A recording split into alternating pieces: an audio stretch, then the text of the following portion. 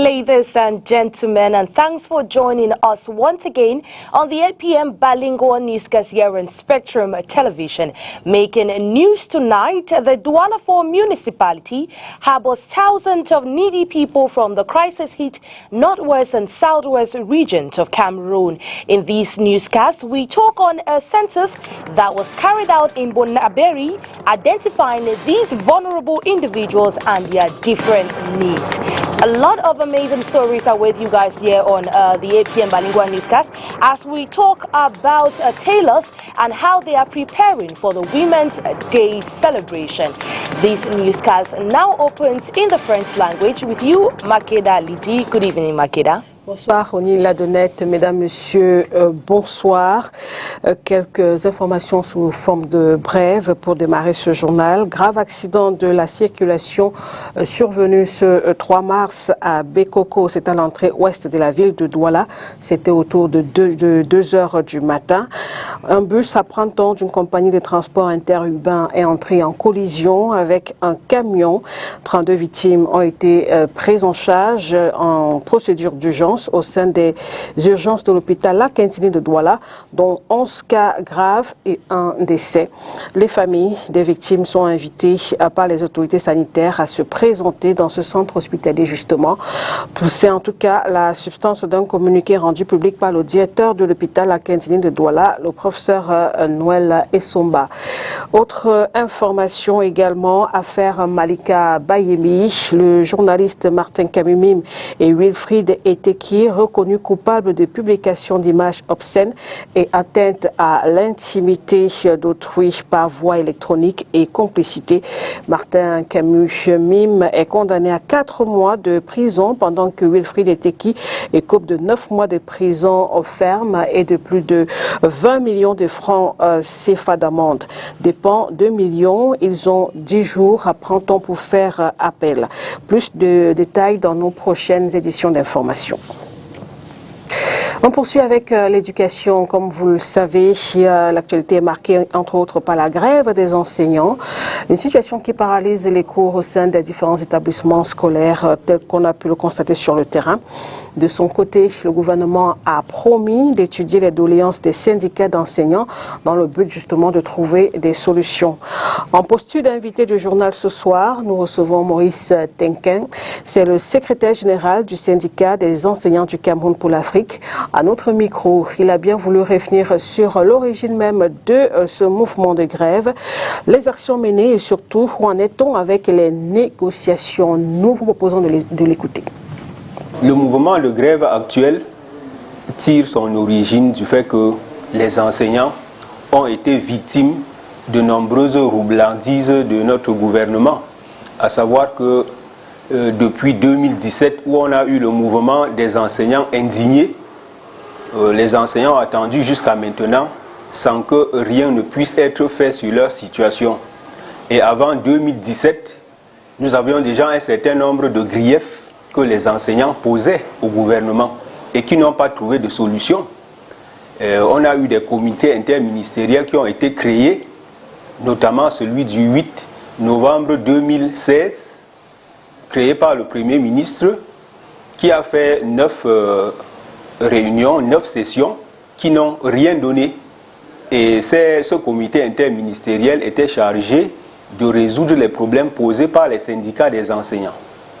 Nous n'oublions pas que depuis 1994, les enseignants sont en revendication par rapport à leur situation salariale qui a été sérieusement détériorée par les 2 baisses de salaire de 1993 et la dévaluation du franc CFA.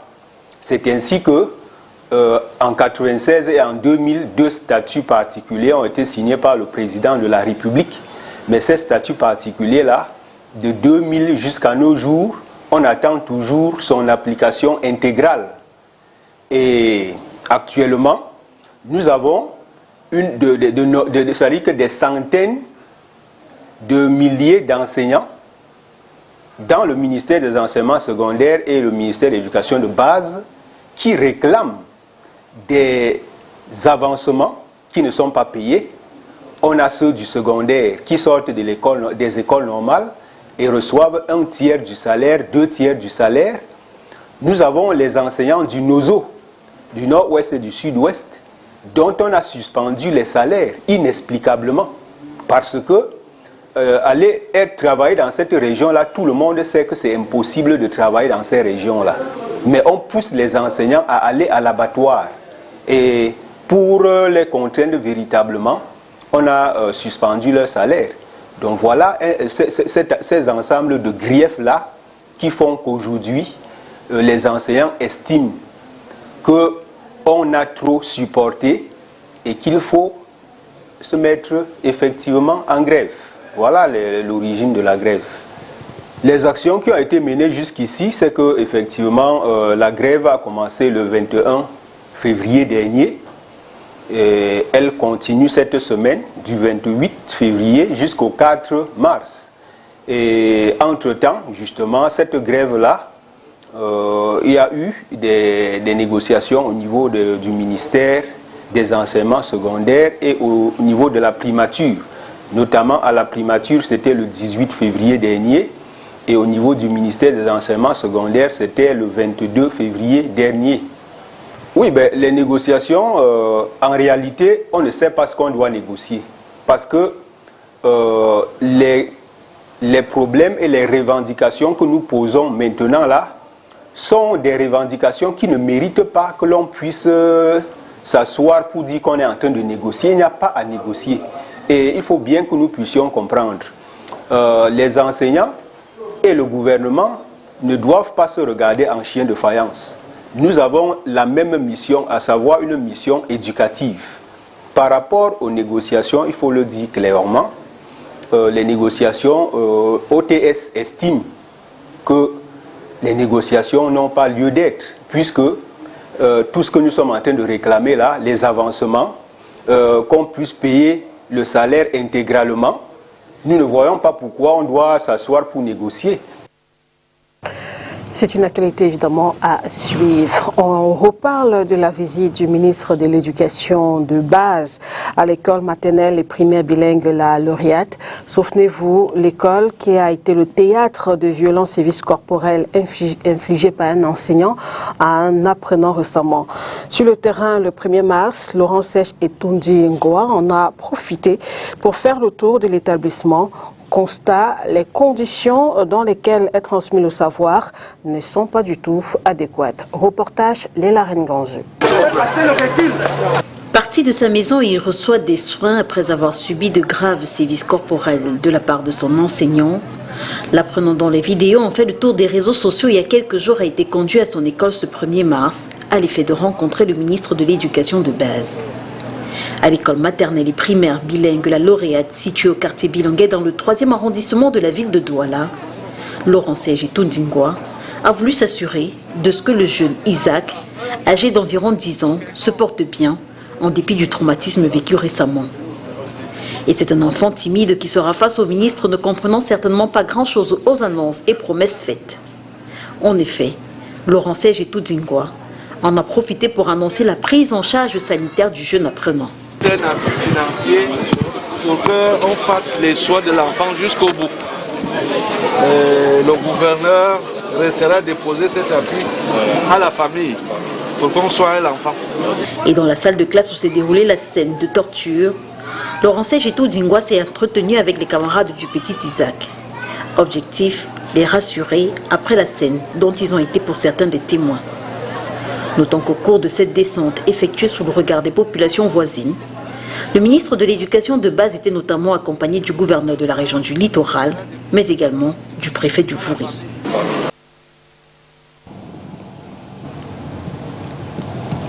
Now let's talk about the situation of internally displaced persons in the Douala 4 municipality. So a census was recently carried out by a program launched an IDP, and it identified over 10,000 internally displaced persons from the restive Northwest and Southwest region. This was carried out in order to find out the number of people in need and how to meet their different points or meet them in the at a different point of their needs. Let's go listen to this report compiled by Crystal Asexuele. Looking out for people. Championed by its founder, Fonyi Musa, the program Lodge and IDP has carried out a census over the weekend in Bonaberi in the Douala 4 municipality, a locality which harbors most of the IDPs from the crisis-hit regions of the northwest and southwest of Cameroon, to identify their needs and conditions in order to look out for a plausible solution for them. After the census that we carried out on the field in Bonaberi of IDPs, internally displaced persons in real need, and I want to stress the real need because that is what we were after, looking out for people who cannot help themselves and see how we can tell the world, as you saw in the hall, so that the world can help them.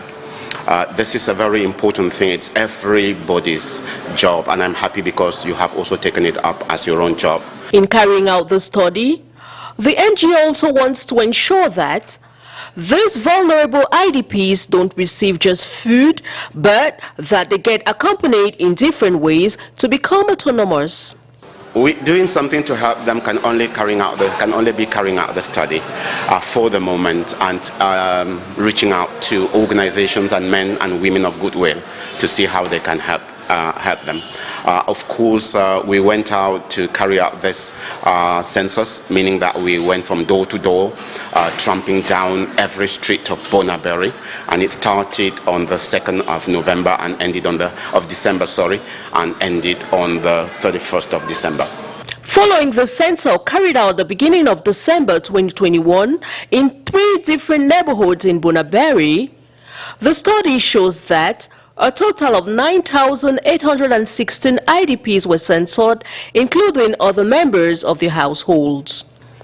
Nevertheless, as an intermediary organization, they are calling on men and women of goodwill, having as objective to provide sustainable assistance to the vulnerable persons, to partner with them to help out these IDPs. Same complaint advanced by tailors or traders of the Women's Day fabric is the same complaint advanced by tailors in the markets here in the economic capital. Our reporter Katrin Kone, together with the cameraman Nono Futwe, visited the different tailoring shops, and these people are complaining that market is very timid just few days to the Women's Day celebration. Let's listen to their report. Different from the past years, the Women's Day fabric would have been flooding markets in the economic capital, Douala. Meeting with some seamstresses and tailors at the Congo market, the demand for this year's Women's Day seems to be timid. Now, like I told you before, sir, this is the only piece of pine, the wrapper I'm seeing, since even like before this time in this market, you can find many shops.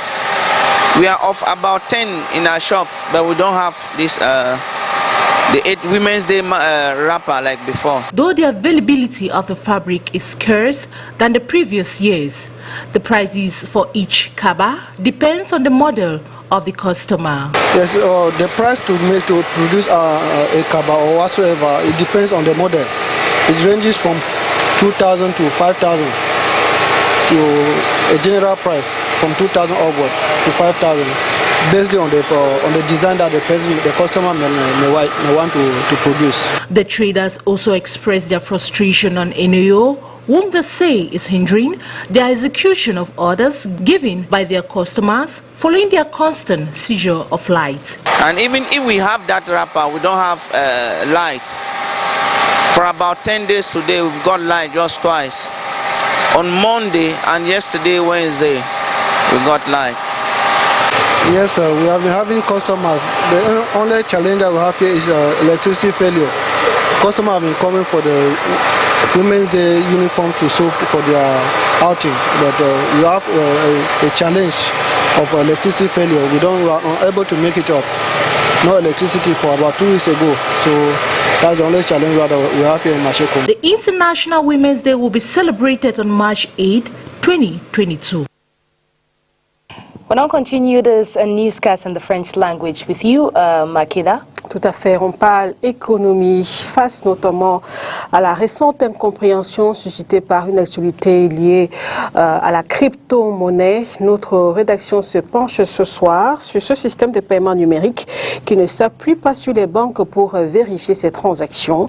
La crypto-monnaie est encore nouvelle au Cameroun et présente de nombreux avantages selon les experts. Explication avec Jean-René Ndouma. Il est enseignant et économiste et il s'exprime au micro de Nono Fétué. La crypto-monnaie, c'est d'abord une monnaie. Et une monnaie, c'est un moyen d'échange, c'est-à-dire qui permet d'acquérir les biens et les services. La crypto-monnaie, elle est une monnaie virtuelle. Parce qu'en réalité, c'est l'émanation d'une forme de la monnaie classique. Vous savez que c'est parti du troc en passant par les pièces, les billets, les cartes bancaires. Aujourd'hui, on parle de mobile money. Il y a les banques en ligne. Et on est aujourd'hui à l'ère de la monnaie virtuelle, la crypto-monnaie, parce que c'est une monnaie cryptée qui également a pour rôle de pouvoir faire en sorte qu'on ait accès à des biens et des services contre cette monnaie-là. Le premier avantage, c'est que, comme je l'ai dit, la monnaie virtuelle s'impose d'elle-même. À l'ère de la 4e révolution, on est dans la révolution du digital, donc les choses sont de plus en plus numérisées. Et donc les achats aussi. Vous payez de plus en plus en ligne, vous payez de plus en plus à distance. Vous savez qu'il y a un des pays qui interdisent à partir de certains montants de payer sous forme de billets, de payer en espèces. Donc ça, c'est un avantage qui s'impose forcément parce que c'est une question d'évolution de la société et des moyens de paiement. Donc, l'autre avantage, c'est que lorsque vous êtes détenteur de la crypto-monnaie, vous êtes totalement le maître de votre crypto-monnaie, de ce que vous détenez, de votre portefeuille. Ce qui n'est pas le cas quand vous avez la monnaie classique, qui est d'ailleurs exposée aux éléments comme l'inflation, qui a une perte de valeur qui est tout à fait normale. Il y a 10 ans, ce que vous pouviez acheter avec 5 000, aujourd'hui, vous devez sortir 7 ou 8 000 pour acheter la même chose, peut-être même plus. Donc la monnaie en elle-même perd de la valeur. Les monnaies virtuelles ne perdent pas de la valeur parce que c'est une valeur universelle. Quel que soit le pays où vous vous retrouvez, vous conservez la valeur de cette monnaie en temps réel. Nous poursuivons évidemment ce journal avec vous, Oni Ladonnette. And this time around, we talk about CAMRAI and railways. New measures on accident prevention of the railway have been made public by Cameroon Rails CAMRAI. One of the others are for illegal cars occupying the rails to vacate those areas for smooth transportation of persons and goods. Josephine Binti has details on this. The Cameroonian rail carrier CAMRAI, a subsidiary of Bolloré Group, published a note on the 2nd of March urging occupants illegally installed in railways right sides of the way to release them as soon as possible. For a good reason, explains the company, the problem of the occupation of railways rights of the way is acute and can cause accidents. In addition, they have recently seen the upsurge in construction and almost daily installation of residents on and around the track, particularly trade, which denounces CAMRAI. The company recalls the rights of way of the National Rail Network are under the management of the consigliere, whose prior and express agreement must be required for any intrusion, installation or construction or works of any kind in the railway area under concession. In the opposite case of an express authorization from CAMRAI, any contravener to this rule is exposed to illegal proceedings. The whole without prejudice to repair of the damage caused of the removal at the expense of the offender of the constructions, excavations, culverts and disposed unduly established on the public railway domain as in an easement area. According to Interministerial Committee for Railway Infrastructure COMIFER and the Passenger Transport Committee CTV in 2020 alone, no less than 109 accidents were recorded on the railway in Cameroon. Among the incidents on the railway track recorded by the Ministry of Transport, they have mentioned the obstruction of the track by vehicles, which caused deaths of men in 2021.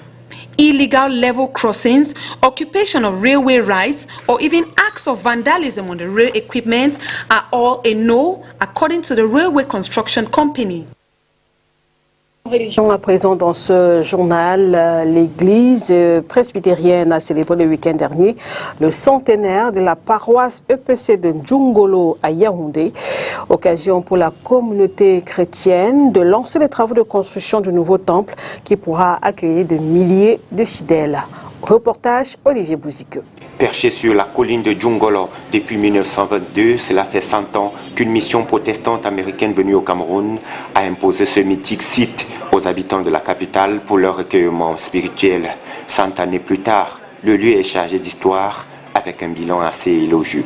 En plus d'être parente de plusieurs entités paroissiales de l'église presbytérienne camerounaise à Yaoundé et ses environs, elle a été la porte d'entrée de nombreuses églises sœurs, à l'instar de l'église évangélique du Cameroun, l'Union des églises baptistes du Cameroun, la Presbyterian Church of Cameroon, l'église luthérienne du Cameroun et l'église orthodoxe. C'est également ici que fut implantée la faculté de théologie protestante qui deviendra l'université protestante d'Afrique centrale. Voilà pourquoi il est présenté aujourd'hui comme le temple des protestants à Yaoundé. Parmi ces milliers de fidèles, des visages bien connus qui rehaussent l'éclat de cet anniversaire. 100 ans d'existence, les fidèles du site se recueilleront très bientôt dans des conditions plus confortables. La pose de la première pierre du temple donne le là pour l'exécution des travaux sous la bénédiction du Très-Haut.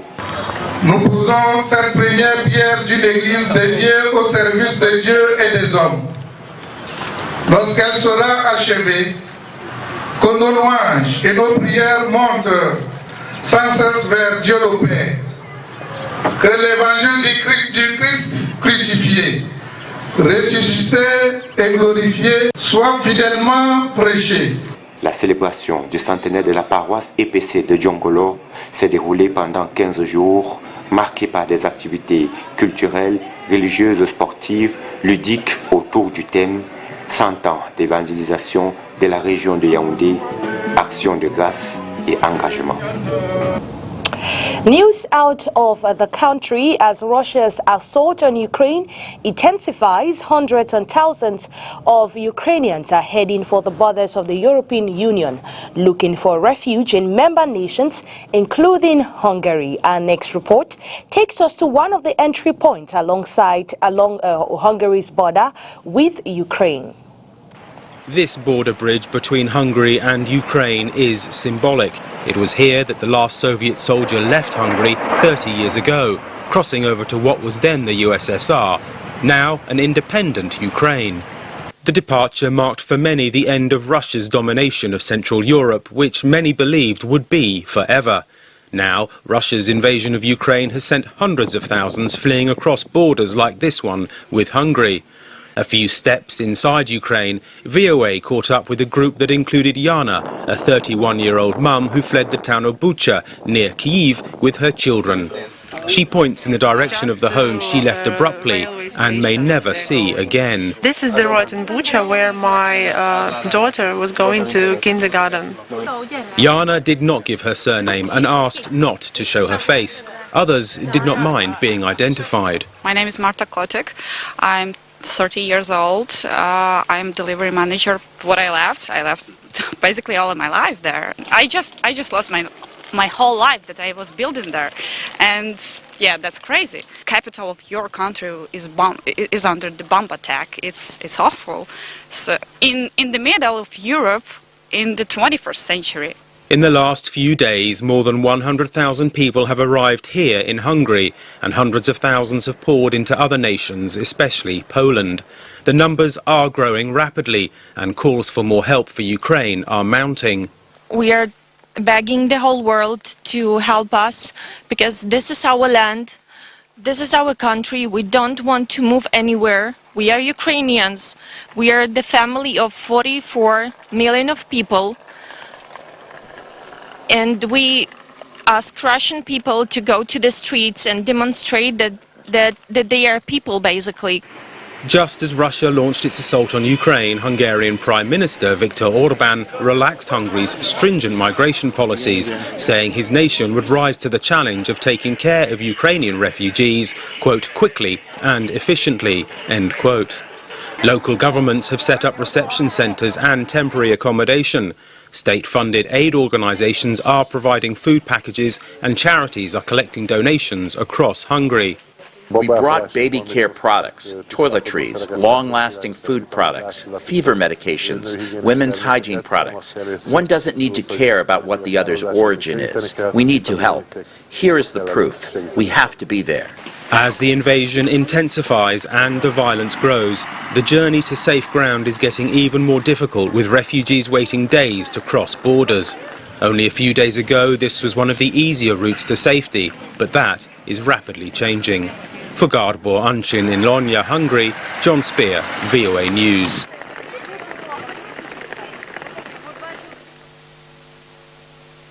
Now that report puts an end to the 8 p.m. Baningwa newscast here on Spectrum Television, but do make sure to tune in same time tomorrow and have a wonderful evening in the company of our programs. Good night to you, Makeda Lidi. Au revoir, Ronnie Ladonnette, mesdames, messieurs. Merci de votre attention. Bonne soirée à vous.